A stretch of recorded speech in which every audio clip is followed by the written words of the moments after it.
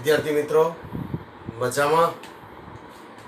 છઠ્ઠું ચેપ્ટર આનુવંશિકતાનો આણ્વીય આધાર આગળ વધારીશું. એ પહેલા આપણે ઓલરેડી ચર્ચા કરી ચૂક્યા છે કે આ ચેપ્ટર પ્રમાણમાં ઘણું લાંબુ છે. ક્લિયર? અત્યાર સુધી આપણે પ્રસ્તાવના, ડીએનએની લાક્ષણિકતાઓ, પોલીન્યુક્લિયોટાઇડ એટલે ન્યુક્લિક એસિડમાં રાસાયણિક ઘટકો નાઇટ્રોજન બેઝ, ફોસ્ફોરિક એસિડ અને પેન્ટોસ શર્કરા જોયા. ત્યારબાદ આનુવંશિક દ્રવ્ય તરીકે જનીનિક દ્રવ્ય ડીએનએનો સૂચિતાર્થ જોયો. ડીએનએનું સ્વયંજનન દર્શાવતું વોટસન ક્રિકનું મોડેલ જોયું. ડીએનએને અનુલક્ષીને સ્વયંજનન માટે જવાબદાર ઉત્સેચકો. જનીન દ્રવ્ય તરીકે ડીએનએ આરએનએ કરતાં વધારે સ્થાયી અને કારણ સહિત સમજાવ્યું. રૂપાંતરણ માટે ગ્રિફિથનો પ્રયોગ જોયો. રૂપાંતરણના સિદ્ધાંતને સાબિત કરતા હર્સી અને ચેઇઝનો પ્રયોગ. જનીન દ્રવ્ય ડીએનએ જે પ્રસ્થાપિત કરતો મેસેલ્સન અને સ્ટાલનો પ્રયોગ જોયો. ત્યારબાદ આરએનએના પ્રકારો, આરએનએની સંરચનાઓ જોઈ. આગળ વધીને આવ્યા પ્રત્યાંકન જોયું. પ્રત્યાંકનને આધારે ભાષાંતર, જે ગયા લેક્ચરમાં જોયું, ડીએનએમાં પ્રોટીન સંશ્લેષણમાં ભાષાંતર કઈ રીતે મહત્વનો ભાગ ભજવે. આ ઉપરાંત જનીન સંકેતના ગુણધર્મો, અનુકૂલક અણુ તરીકે ટીઆરએનએ અને જનીન કઈ રીતે કાર્ય કરે એ ઘટનાઓ જોઈ. આજે નવા સવાલથી શરૂઆત કરીએ. સુકોષ કેન્દ્રી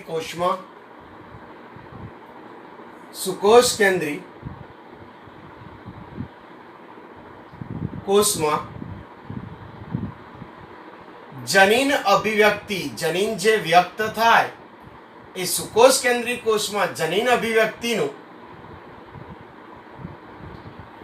નિયમન કેવી રીતે થાય છે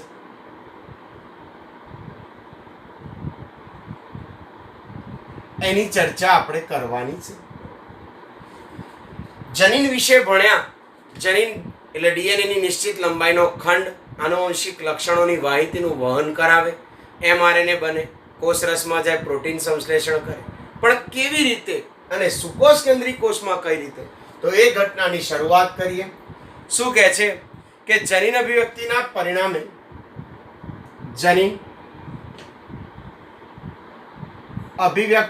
પરિણામે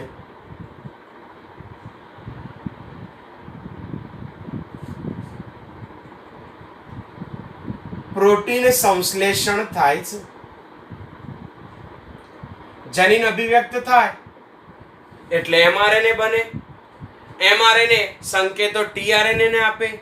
ટીઆરએનએ ચોક્કસ પ્રકારના એમિનો એસિડ લાવી રિબોઝોમ પર પ્રોટીનનું સંશ્લેષણ કરવાનું કાર્ય કરે છે.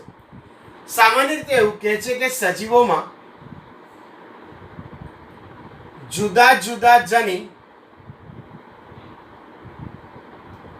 વિવિધ પ્રકારના પ્રોટીનનું સંશ્લેષણ કરે છે. જુદા જુદા પ્રકારના જનીન આવેલા હોય સજીવોમાં. આ જુદા જુદા પ્રકારના જનીનો અલગ અલગ પ્રકારના પ્રોટીનનું સંશ્લેષણ કરે છે. પરંતુ આ બધા પ્રોટીનની એક જ સમયે જરૂર હોતી નથી.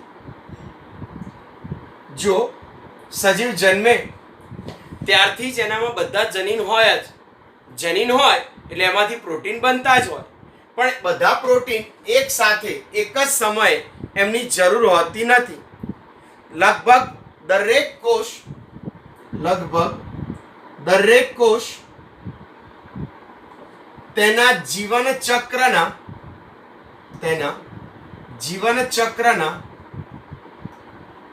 દરેક તબક્કે, સજીવ શરીરનો દરેક કોષ એના જીવન ચક્રના દરેક તબક્કે એક જ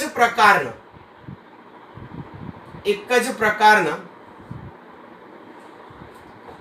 જનીન જૂથ ધરાવે છે.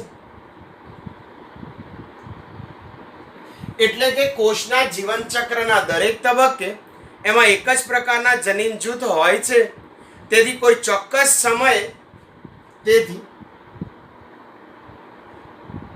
કોઈ ચોક્કસ સમયે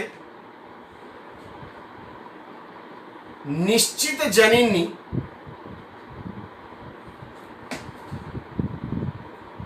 ક્રિયાવિધિ દર્શાવી શકે છે. કોષ ગમે તે હોય, જીવન ચક્રના દરેક તબક્કે એક જ પ્રકારનું જનીન જૂથ ધરાવે, ચોક્કસ સમયે ઇચ્છિત જનીનોની જ પ્રતિક્રિયા દર્શાવે છે. બીજા જનીનોની ક્રિયાવિધિ તે સમયે નિયંત્રિત કરે છે. એટલે કોઈ એક કોષમાં બધા જનીન છે, ઓકે, બધા પ્રોટીન સંશ્લેષણ થશે, હા, પણ જરૂર હોય એ પ્રમાણે એક એવું ઉદાહરણ આપું જે આપણી ચોપડીને આધારિત નથી. દાખલા તરીકે વનસ્પતિમાં બધા જ કોષોમાં બધા જ જનીન છે, પણ જ્યારે છોડ સ્વરૂપે હોય ત્યારે એને પ્રકાંડ, મૂળ, એની વૃદ્ધિ માટેના પ્રોટીન અને જનીનોની જરૂર પડે. એ વખતે એને પુષ્પસર્જનની જરૂર પડતી નથી. તો એ વખતે પુષ્પસર્જનવાળા જનીનોને શું કરશે? નિયંત્રિત. જ્યારે છોડનો વિકાસ થઈ ગયો, પુષ્પસર્જન શરૂ થયું, જ્યારે પુષ્પસર્જન માટેના જનીનો જોઈશે એ વખતે મૂળ અને પ્રકાંડના વિકાસ, મૂલાગ્ર અને પ્રરોહાગ્રના એ જનીનો કાર્યરત નહીં હોય. ટૂંકમાં જે સમયે જે ઇચ્છિત જનીન જોઈતા હશે એની ક્રિયાવિધિ દર્શાવશે, સાથે સાથે બીજા ક્રિયા જનીનો જે છે એને નિયંત્રિત કરવા જરૂરી છે. સામાન્ય રીતે એવું કહે છે કે સુકોષ કેન્દ્રી કોષમાં આ જનીન અભિવ્યક્તિનું નિયંત્રણ અથવા જનીન અભિવ્યક્તિની જે ઘટના દર્શાવાય છે એ જનીન અભિવ્યક્તિ 3 તબક્કામાં 4 તબક્કામાં જોવા મળે છે.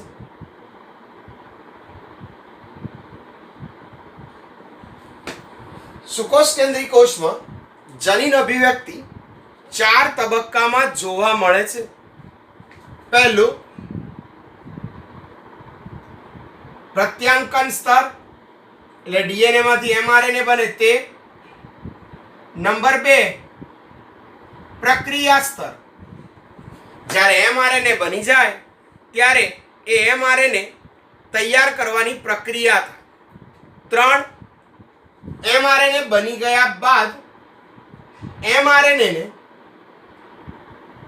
કોષ કેન્દ્રમાંથી, કારણ કે બનશે ક્યાં?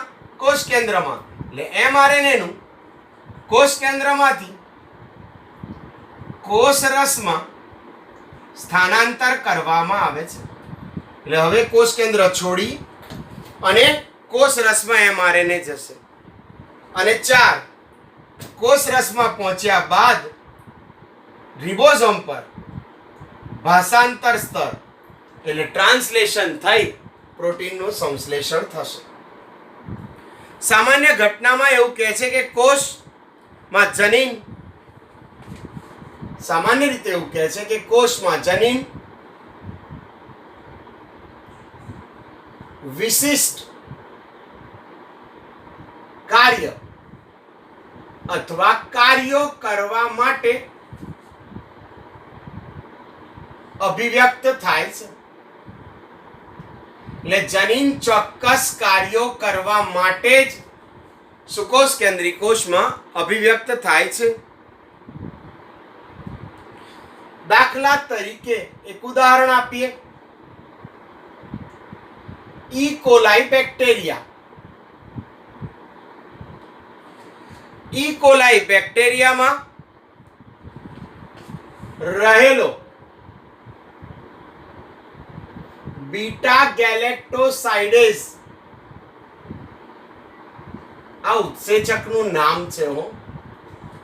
તો ઈ કોલાઈ બેક્ટેરિયામાં રહેલો બીટા ગેલેક્ટોસાઇડેઝ ડાઇસેકેરાઇડ ઉત્સેચક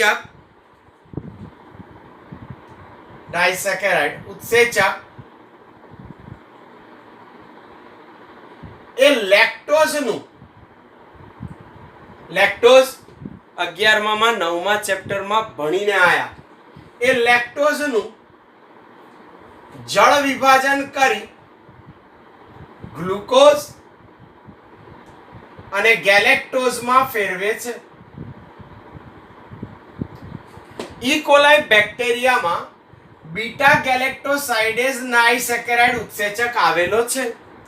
એ ઉત્સેચક લેક્ટોઝ નામની ડાઇસેકેરાઇડનું જળ વિભાજન કરી ગ્લુકોઝ અને ગેલેક્ટોઝમાં ફેરવે છે.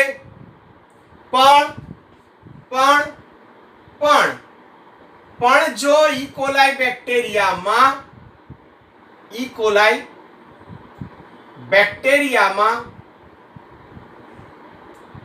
લેક્ટોઝ ગેરહાજર હોય તો સિમ્પલ ઉદાહરણ છે, આ ઉત્સેચક હાજર છે એ લેક્ટોઝ પર કામ કરે છે. કેમ? કારણ કે લેક્ટોઝ હાજર છે એટલે એનું જળ વિભાજન કરે છે અને ગ્લુકોઝ પ્લસ ગેલેક્ટોઝમાં ફેરવે છે.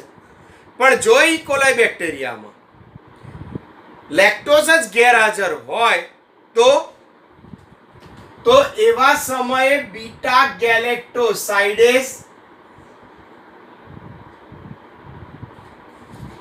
ઉત્સેચકના સંશ્લેષણની જરૂર પડતી નથી. એ સાહેબ ઉત્સેચકને પ્રોટીન સાથે શું લેવા દેવા? 11માં કહી દીધું, બધા જ ઉત્સેચકો પ્રોટીનના જ બનેલા હોય. હવે ઈ કોલાઈ બેક્ટેરિયામાં લેક્ટોઝ શર્કરા જ નહીં હોય તો બીટા ગેલેક્ટોસાઇડેઝ ઉત્સેચક ઉત્પન્ન કરવાનું કામ શું? તો એ સમયે આ ઉત્સેચકનું સંશ્લેષણ થશે નહીં. એટલે શું કીધું? બધા જ સમયે બધા ઉત્સેચકોની બધા પ્રોટીનની એક સાથે જરૂર પડતી નથી. આ સામાન્ય સંજોગોમાં કહેવાય એવી આ એક ચયાપચયિક એટલે ચયાપચયને લગતી દૈનિક દેધાર્મિક ક્રિયાઓ જે લાગુ પડતી હોય તે અને પર્યાવરણીય પરિસ્થિતિ છે. આ એક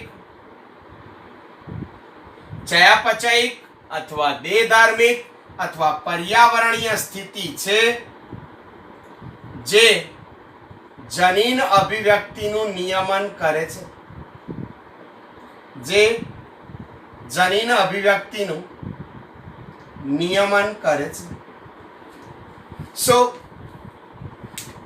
જનીન અભિવ્યક્તિને કારણે પ્રોટીનનું સંશ્લેષણ થાય.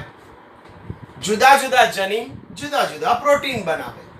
બધા પ્રોટીન એક સમયે તો જોઈતા નથી હોતા. દરેક કોષ એના જીવનના દરેક તબક્કે બધા જ જનીન અને બધા જ પ્રોટીન ધરાવતો હોય, પણ ચોક્કસ સમયે ઈચ્છિત જનીનની ક્રિયાવિધિ દર્શાવે અને બાકીનાને નિયંત્રિત રાખે. સુકોષ કેન્દ્રીય કોષમાં ઘટના 4. પહેલા પ્રત્યાંકન એટલે ડીએનએ માંથી એમઆરએનએ બને. એ એમઆરએનએ ની આખી પ્રક્રિયા સ્તર પૂરું થાય પછી એમઆરએનએ કોષ કેન્દ્રમાંથી કોષરસમાં ત્યાં ભાષાંતર દ્વારા પ્રોટીન સંશ્લેષણ થાય. કોષમાં જનીન વિશિષ્ટ કાર્ય અથવા કાર્યો કરવા માટે અભિવ્યક્ત. ઉદાહરણ આપ્યું, ઈ કોલાઈ બેક્ટેરિયામાં લેક્ટોઝ હોય તો બીટા ગેલેક્ટોસાઇડેઝ ડાઇસેકેરાઇડ ઉત્સેચક બને, લેક્ટોઝનું પાચન કરે, ગ્લુકોઝ અને ગેલેક્ટોઝમાં ફેરવે. પણ ક્યારે? જો લેક્ટોઝ હોય તો. જો લેક્ટોઝ જ ના હોય તો લેક્ટોઝ હોય નહીં, પાચન કરવાનું નથી, તો બીટા ગેલેક્ટોસાઇડેઝનું સંશ્લેષણ થતું નથી. મોરલ, આ એક ચયાપચયિક અથવા દેહધાર્મિક કે પર્યાવરણીય પરિસ્થિતિ છે જે જનીન અભિવ્યક્તિનું નિયમન કરે છે. કાં તો ચયાપચયને આધારે, કાં તો દેહધાર્મિક લેવલે, કાં તો બદલાતા પર્યાવરણ સાથે. ક્લિયર? ચાલો હવે નવો પ્રશ્ન જોઈએ. આદિ કોષ કેન્દ્રી કોષમાં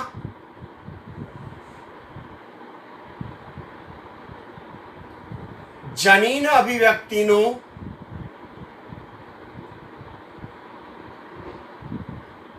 નિયમન કેવી રીતે થાય છે?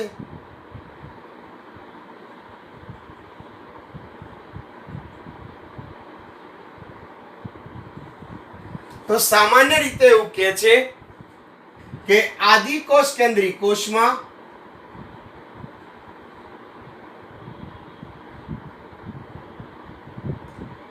જનીન અભિવ્યક્તિનું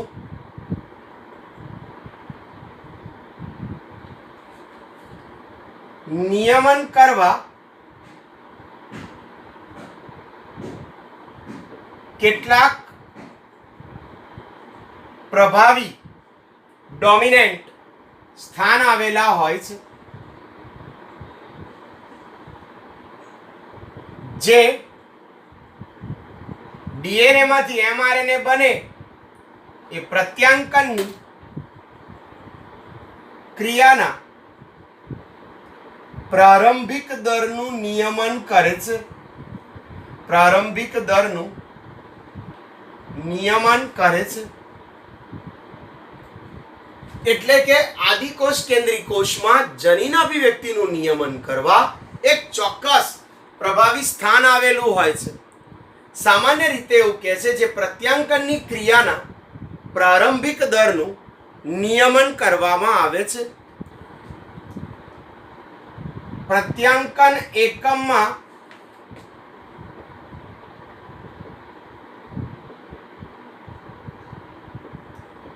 પ્રમોટર સાથે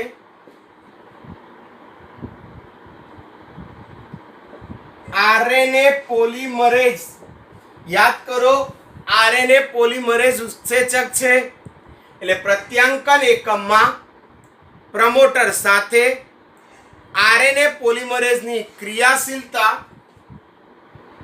આરએનએ પોલિમરેઝની ક્રિયાશીલતા સહાયક પ્રોટીન જે સંશ્લેષણમાં મદદ કરે એ સહાયક પ્રોટીન સાથેની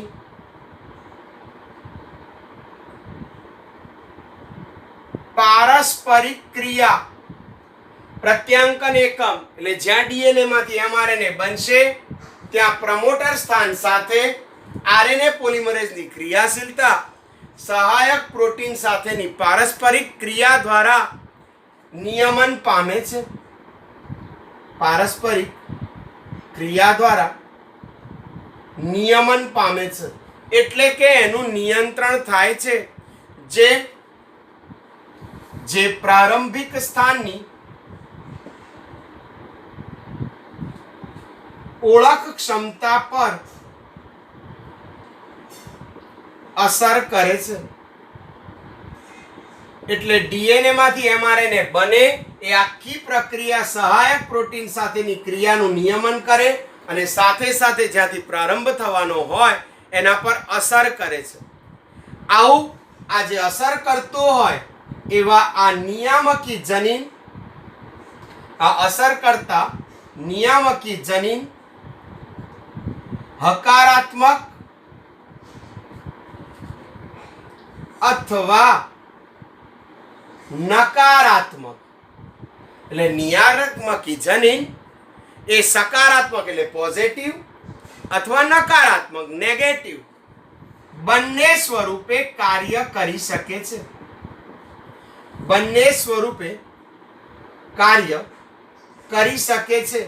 એટલે જે પ્રકારે કાર્ય કરવું હોય કાં તો પ્રત્યાંકન કરવું હોય તો સકારાત્મક, રોકવું હોય તો નકારાત્મક, બંને રીતે કાર્ય કરી શકે છે. આદિકોષ કેન્દ્રી ડીએનએ માં આદિકોષ કેન્દ્રી ડીએનએ માં એટલે આદિકોષ કેન્દ્રમાં કોષ કેન્દ્ર પટલ હોતું નથી. એટલે આદિકોષ કેન્દ્રી ડીએનએ માં પ્રેરક સ્થાનની ઉપલબ્ધતા, પ્રેરક સ્થાન ની ઉપલબ્ધતા, ઉપલબ્ધતા એટલે અવેલેબિલિટી. આદિકોષ કેન્દ્રી કોષમાં અથવા ડીએનએ માં પ્રેરક સ્થાન, આ ગુજરાતી છે, અંગ્રેજી આગળ આપણે ભણ્યા નહીતર ગુચ્છમ થઈ જશે. પ્રમોટર, અહીંયા આપણે કીધું ને આ પ્રમોટર, એ પ્રમોટરનું નામ પ્રેરક સ્થાન, મતલબ એવી જગ્યા જ્યાંથી પ્રત્યાંકન થવાની શરૂઆત થાય ત્યાં.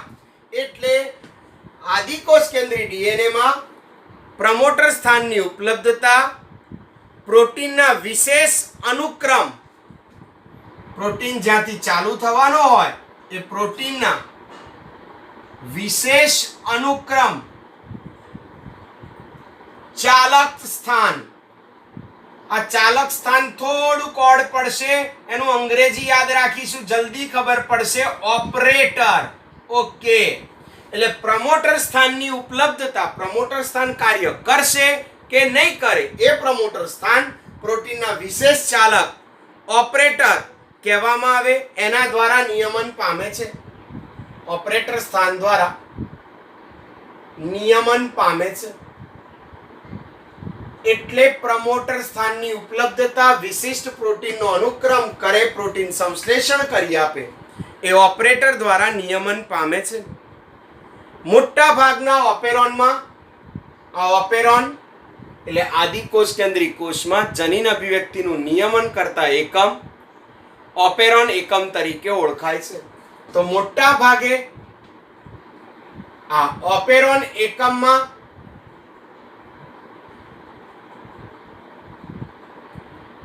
પ્રેરક સ્થાન અને પ્રેરક સ્થાન એટલે યાદ છે ને, પ્રમોટર, અને ચાલક સ્થાન. આ ચાલક સ્થાન એટલે ઓપરેટર. ઓપરેટર જે શરૂ કરે તે, પ્રમોટર જ્યાંથી શરૂ થાય ત્યાં. તો પ્રેરક સ્થાન અને ચાલક સ્થાન હંમેશા પાસે પાસે જ હોય છે, નજીક અથવા પાસે પાસે હોય છે. એટલે પ્રેરક અને ચાલક એકબીજાની નજીક નજીક જનીન અભિવ્યક્તિમાં ગોઠવાયેલા હોય છે.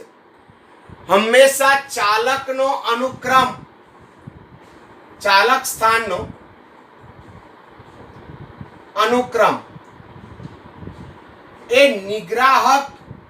આ નિગ્રાહક એટલે બીજું કઈ નહીં, અવરોધક. આ અવરોધક એટલે બીજું કઈ નહીં, હમણાં આપણે જેને કીધું નિયામકી, એ સકારાત્મક કે નકારાત્મક જેને કીધા તે. તો ચાલક સ્થાનનો અનુક્રમ નિગ્રાહક, અવરોધક, નિયામકી જનીન સાથે સંકળાયેલો હોય છે. ચાલક સ્થાનનો અનુક્રમ નિયામક જનીન દ્વારા પ્રોટીનથી જોડાયેલો હોય. દરેક ઓપેરોનને, દરેક આ જે પણ જનીન અભિવ્યક્તિનું નિયમન કરતો એકમ છે ને ઓપેરોન કહેવાય. તો દરેક ઓપેરોનને પોતાનો વિશિષ્ટ પ્રમોટર હોય અને વિશિષ્ટ નિગ્રાહક પ્રોટીન ધરાવતો જનીન હોય જ. એટલે વિશિષ્ટ નિગ્રાહક અને વિશિષ્ટ પ્રમોટર દરેક ઓપેરોનને પોતાનો હોય જ છે. લેક ઓપરેટર માત્ર લેક ઓપેરોનમાં જ જોવા મળે. દાખલા તરીકે લેક ઓપરેટર પ્રમોટર હોય, આ લેક ઓપરેટર એ માત્ર લેક્ટોઝનું પાચન કરે અને લેક ઓપેરોન એકમ કહેવાય. તો લેક્ટોઝ માટેનો ઓપરેટર એ માત્ર લેક ઓપેરોન એકમમાં જ જોવા મળે અને તે લેક નિગ્રાહક જનીન સાથે કાર્ય કરે.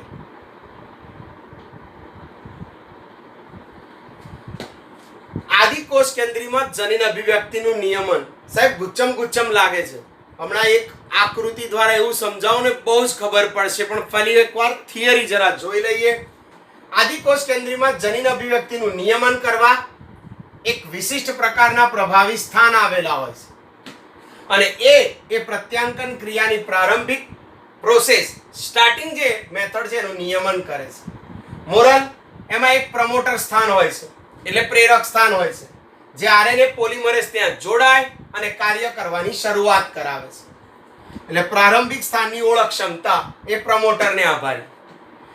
એનું નિયંત્રણ કરવા માટે નિયામકી જનીન આવેલા હોય, એ જ નિગ્રાહક, એ જ અવરોધક. એટલે એ નકારાત્મક હોઈ શકે કાં તો સકારાત્મક. જરૂર હોય તો પ્રત્યાંકન પ્રેરે તો હકારાત્મક, રોકે તો નકારાત્મક. આદિકોષ કેન્દ્રીમાં ડીએનએ ના સ્થાનમાં પ્રમોટર, એની સાથે વિશિષ્ટ ઓપરેટર સ્થાન હોય, બંને પાસ પાસે હોય.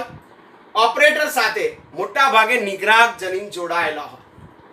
દરેક ઓપેરોન માટે એક ચોક્કસ ઓપરેટર, ચોક્કસ પ્રમોટર, ચોક્કસ નિગ્રાહક હોય અને એ જ પ્રમાણે એ ચોક્કસ એકમમાં કામ કરે. આ જનીન અભિવ્યક્તિનું જે નિયમન કરે એ એકમને ઓપેરોન એકમ કહેવાય. આવું શોધ્યું હતું જેકોબ અને મોનોડ નામના ફ્રેન્ચ વૈજ્ઞાનિકોએ. એના માટે એમને નોબેલ પારિતોષિક એનાયત કરવામાં આવ્યું હતું. આ બધું જ વિશેષ જાણકારીમાં આપ્યું છે, નીટ માટે વાંચવાનું રહેશે. ઓકે, હવે જુઓ, એકચ્યુઅલમાં આ બધી ઘટના એક વિશિષ્ટ પ્રકારના આદિકોષ કેન્દ્રી કોષમાં ડીએનએ એટલે જનીનમાં આવું જોવા મળે. હંમેશા જનીનમાં હંમેશા અહીંયા આઈ ને નિગ્રાહક અથવા નિયામક અથવા અવરોધક ઇનહિબિટિંગ જનીન કહેવામાં આવે. ત્યારબાદ અહીંયા પી એટલે પ્રમોટર, પ્રેરક સ્થાન, જ્યાં આરએનએ પોલિમરેઝ જોડાય અને પ્રક્રિયાની શરૂઆત કરે. એમના જોડાણ સ્થાને અહીંયા આવો વિશિષ્ટ પ્રકારનો ઓ, આ ઓ એટલે ઓપરેટર, જેને આપણે ચાલક સ્થાન કીધું તે. અને બાકીનો જે આ ભાગ છે ને, આ બાકીના ભાગને બંધારણીય જનીન કહેવામાં આવે અથવા રચનાત્મક જનીન કહેવામાં આવે, જેનું પ્રત્યાંકન કરવાનું હોય. જો આ જનીન બંધારણીય કે રચનાત્મક જનીન જોઈતા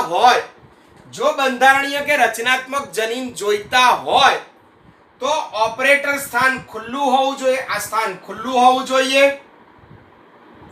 અહીંયા આરએનએ પોલિમરેઝ પ્રમોટર સાથે જોડાય, પ્રક્રિયાની શરૂઆત થાય અને આ જનીનોનું પ્રત્યાંકન થાય. આને હકારાત્મક કહેવામાં આવે. હવે ધારો કે મારે પાચન પૂરું થઈ ગયું, ઈ કોલાઈ વાળા પેલા લેક્ટોઝ ને એવું વિચારો, પાચન પૂરું થઈ ગયું, હવે મારે લેક્ટોઝ છે જ નહીં, તો મારે ઉત્સેચક જોઈશે નહીં જોઈએ ને. તો એ વખતે આ નિગ્રાહક પ્રોટીનમાંથી એવું કોઈ ઘટક ઉત્પન્ન કરશે, એવું દ્રવ્ય કે એ દ્રવ્યને છે ને આ ઓપરેટર સ્થાન સાથે જોડી દેશે. એટલે ઓપરેટર સ્થાન શું થઈ ગયું? બંધ થઈ જશે. એટલે આરએનએ પોલિમરેઝ જોડાશે તો પણ પ્રત્યાંકનની ક્રિયા થશે નહીં, નિયમન થઈ ગયું. ઓકે, જ્યારે મારે ફરી જોઈશે ને ત્યારે હું એવું કોઈ ઘટક ઉત્પન્ન કરીશ કે મારા અવરોધક દ્રવ્યને દૂર કરશે. આ ખુલ્લું, આ જોડાણ પામે, ફરી પ્રત્યાંકન પામે. આમ આદિકોષ કેન્દ્રી કોષમાં પ્રત્યાંકન ચાલુ રહેશે.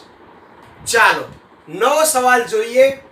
લેક ઓપેરોન એટલે શું અને તેની પ્રક્રિયા વર્ણવો. લેક ઓપેરોન એટલે શું અને તેની પ્રક્રિયા વર્ણવો. લેક ઓપેરોનની માહિતી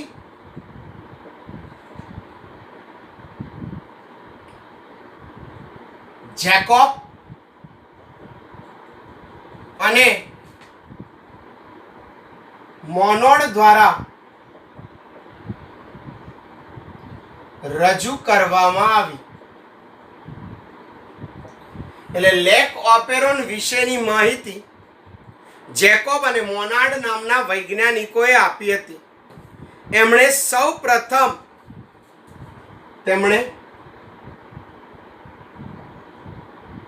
પ્રથમ પ્રત્યાંકન નિયંત્રણ તંત્ર વિશે માહિતી આપી. એટલે જનીનોનું પ્રત્યાંકન થાય અને એનું નિયંત્રણ કઈ રીતે થાય એના વિશેની સૌપ્રથમ માહિતીનો ખ્યાલ જેકોબ અને મોનાર્ડે રજૂઆત કર્યો. લેક ઓપેરોનમાં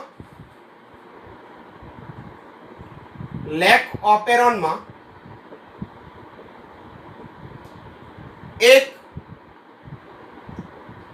પોલિસિસ્ટ્રોનિક. આ સિસ્ટ્રોન આગળ આપણે ભણી ગયા કે જનીનમાં એક્સોન અને ઇન્ટ્રોન બે ભાગ આવેલા હોય એ એક્સોન ઇન્ટ્રોન વાળો સળંગ એકમ એ સિસ્ટ્રોન કહેવાય.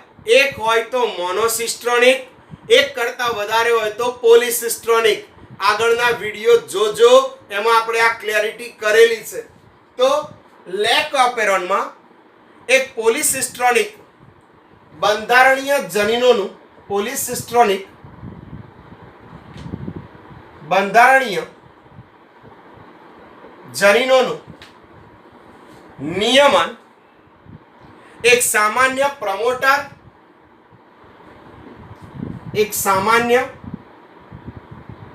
પ્રમોટર, હવે હું પ્રમોટર માટે પી જ વાપરીશ. તો એક સામાન્ય પ્રમોટર અને એક નિયામકી જનીન અવરોધક આઈ ઇન્હિબિટર દ્વારા થાય છે. લેક ઓપેરોન માં પોલિસિસ્ટ્રોનિક આખું બંધારણીય જનીન છે, એનું નિયમન પ્રમોટર અને નિયામકી જનીન દ્વારા થાય છે. આજે તૈયાર થયા બંધારણીય જનીન વત્તા નિયામકી જનીન વત્તા પ્રમોટર, એ ત્રણ જણ ભેગા મળ એને ઓપેરોન એકમ કહે છે. ફરીવાર, ઓપેરોન એકમ એટલે શું? તો ઓપેરોન એકમ એટલે પ્રમોટર જનીન. પ્રમોટર સાથે પેલો આપણે કીધો તો ને ગયા આગળના સવાલમાં જ, ઓપરેટર જનીન વત્તા નિયામકી જનીન ને વત્તા જેનું પ્રત્યાંકન કરવાનું છે બંધારણીય જનીન. આ બધા ભેગા મળીને જે બનાવે એને ઓપેરોન એકમ કહેવામાં આવે છે. આવા ઓપેરોન એકમ જેમ લેક, તો લેક્ટોઝ નું નિયમન કરતો ઓપેરોન છે એટલે લેક ઓપેરોન. અન્ય બીજા પણ ઉદાહરણ છે. ટ્રિપ ઓપેરોન. ટ્રિપ ઓપેરોન એટલે ટ્રિપ્ટોફેન નામના એમિનો એસિડ નું નિયમન કરતો એકમ, એને ટ્રિપ ઓપેરોન કહેવામાં આવે. બીજો છે એરા ઓપેરોન. એરા ઓપેરોન. ત્રીજો છે હિસ ઓપેરોન એટલે હિસ્ટિડિન. વેલ ઓપેરોન, વેલાઇન, ટ્રિપ્ટોફેન.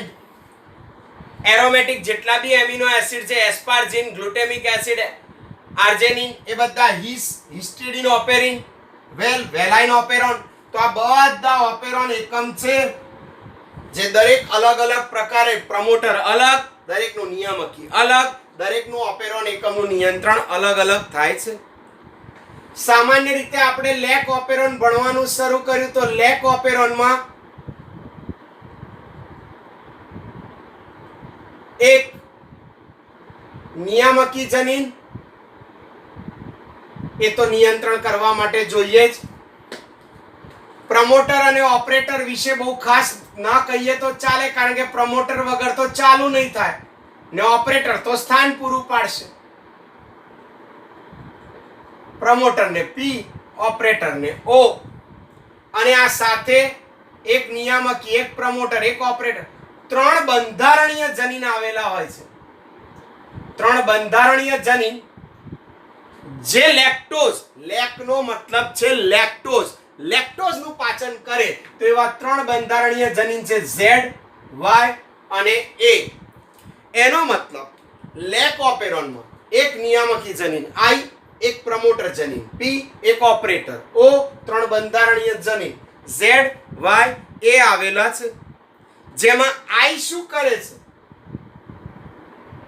આઈ એ નિગ્રાહક જનીન છે, જે પ્રોટીન અભિવ્યક્તિને, જે પ્રોટીન અભિવ્યક્તિ જે છે એના નિગ્રાહક તરીકે વર્તે છે. અવરોધક એટલે આઈ. જ્યારે ઝેડ જનીન જે છે, આ આઈ છે હો, પાછા આઈ એટલે એક ના સમજતા. આઈ આપણે જેને નિગ્રાહક કીધો તે.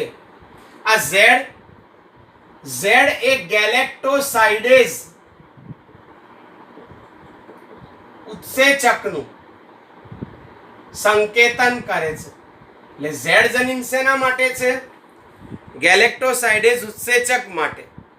જે લેક્ટોઝના જળ વિભાજનથી આ ઉત્સેચક કરશે શું?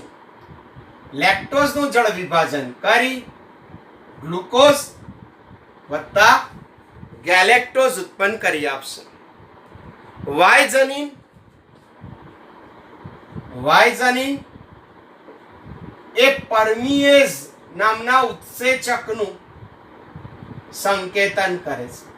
એટલે વાય એ પરમિએઝ નામના ઉત્સેચક માટે જવાબદાર. શું કામ કરે પરમિએઝ? એ કોષમાં આ ગેલેક્ટોસાઇડેઝની પ્રવેશશીલતા, કોષમાં પ્રવેશવા માટે જવાબદાર છે. એટલે એને પ્રવેશ આવવા માટે જવાબદાર. જ્યારે એ ટ્રાન્સ એસિટાઇલેઝ ઉત્સેચકનું સંકેતન કરે છે. ટ્રાન્સ એસિટાઇલેઝ ઉત્સેચકનું સંકેતન એ દ્વારા કરવામાં આવે. સામાન્ય રીતે કહે છે કે જે આ ત્રણેય જનીનો આ પણ લેક્ટોઝના ચયાપચયનું જ કાર્ય કરે. ચયાપચય માટે જરૂરી. તો moral of the story, lac operon છે શેનો? તો લેક ઓપેરોનમાં એક નિયામકી જનીન આવેલો છે. નિયામકી જનીન આઈ, એક પ્રમોટર જનીન પી, એક ઓપરેટર જનીન ઓ આવેલો છે. સાથે સાથે ત્રણ બંધારણીય જનીન ઝેડ, વાય, એ આવેલા છે. આઈ નિગ્રાહક જનીન પ્રોટીન અભિવ્યક્તિમાં નિયંત્રણ નિગ્રાહક તરીકે વર્તે. આ ત્રણેય બંધારણીય જનીન છે. આ લેક્ટોઝનું ગ્લુકોઝ ગેલેક્ટોઝમાં રૂપાંતર, આ પ્રવેશશીલતા વધારે, આ ચયાપચય સાથે સંકળાયેલા. મોરલ, આ આખો એકમ લેક્ટોઝના ચયાપચયનો છે. એટલે લેક્ટોઝના ચયાપચય સાથે લેક ઓપેરોન શરૂ થઈ ગયું છે. સામાન્ય રીતે એવું કહે છે કે લેક્ટોઝ જો હાજર હશે તો આ લેક્ટોઝ એ બીટા ગેલેક્ટોસાઇડેઝ, આ જે ગેલેક્ટોસાઇડેઝ કીધો છે એ જ બીટા ગેલેક્ટોસાઇડેઝ. તો લેક્ટોઝ એ બીટા ગેલેક્ટોસાઇડેઝ ઉત્સેચક માટે પ્રક્રિયકનું કામ કરે છે. પ્રક્રિયકનું કામ કરે છે. ઉત્સેચક કોના પર કાર્ય કરે? પ્રક્રિયાર્થી. પ્રક્રિયાર્થી માટે લેક્ટોઝ તો હોવો જ જોઈએ. લેક્ટોઝ ના હોય તો બીટા ગેલેક્ટોસાઇડેઝ કામ ના કરે. એટલે આ જ પ્રક્રિયકનું કામ કરે. જેટલો લેક્ટોઝ વધારે અથવા ઓછો તો એના આધારે જે ઓપેરોન એકમની સક્રિયતા અથવા સમાપ્તિ એના માટે જવાબદાર છે. લેક્ટોઝ વધારે હશે તો સક્રિયતાનો આરંભ થશે, લેક્ટોઝ ઓછો હશે તો સમાપ્તિ. એટલે એને પ્રેરક કહેવામાં આવે છે. લેક્ટોઝ હોય તો આ ક્રિયા પ્રેરાય. એટલે લેક્ટોઝ પ્રક્રિયાર્થીને ઇન્ડ્યુસર, પ્રક્રિયા પ્રેરે છે એટલે પ્રેરક કહેવામાં આવે છે. લેક્ટોઝ હોય તો જ બીટા ગેલેક્ટોસાઇડેઝ કાર્ય કરશે, તો જ ગ્લુકોઝને ગેલેક્ટોઝમાં ફેરવાશે. લેક્ટોઝ જ નહીં હોય તો કાર્ય કરાવવા માટે લેક્ટોઝ જવાબદાર, માટે એને પ્રેરક તરીકે કહેવામાં આવે છે. લેક્ટોઝની ગેરહાજરીમાં, એટલે ગેલેક્ટોઝની ગેરહાજરીમાં જો બેક્ટેરિયાને ગેલેક્ટોઝની ગેરહાજરીમાં બેક્ટેરિયાને લેક્ટોઝ વાળા માધ્યમમાં મૂકવામાં આવે, સંવર્ધન કરવામાં આવે. જો હું ઈ કોલાઈ બેક્ટેરિયાને ડાયરેક્ટ ગેલેક્ટોઝ વાળા માધ્યમમાં મૂકું તો મારે આ બધા કકરાટની જરૂર જ નથી. પણ જો હું ગેલેક્ટોઝને બદલે એટલે ગેલેક્ટોઝ ગેરહાજર છે અને લેક્ટોઝ વાળા સંવર્ધન માધ્યમમાં બેક્ટેરિયાને મૂકું તો જ પરમિએઝની ક્રિયા થાય. મૂકું તો પરમિએઝ ક્રિયાશીલ થાય, કોષમાં પ્રવેશ કરાવે અને ચયાપચયની ક્રિયાનું નિયમન થાય. કોષમાં પ્રવેશે, ગેલેક્ટોઝ ગેરહાજર છે એટલે લેક્ટોઝ વાળા માધ્યમમાં મૂક્યો, આ સક્રિય થયો, આ સક્રિય થતા કોષમાં ગેલેક્ટોસાઇડેઝ પ્રવેશ્યો, લેક્ટોઝનું ચયાપચય થયું, ગ્લુકોઝ પ્લસ ગેલેક્ટોઝ બન્યા અને એને કારણે આ ક્રિયા જોવા મળે છે. જ્યાં ઓપેરોન જનીન આઈ છે, ઓપેરોનમાં આઈ નિગ્રાહક અથવા નિયામકી તરીકે વર્તે છે.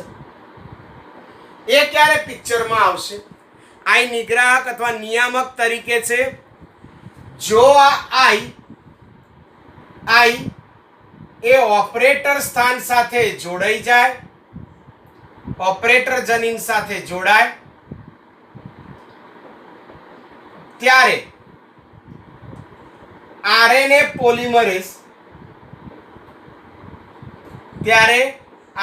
પોલિમરેઝ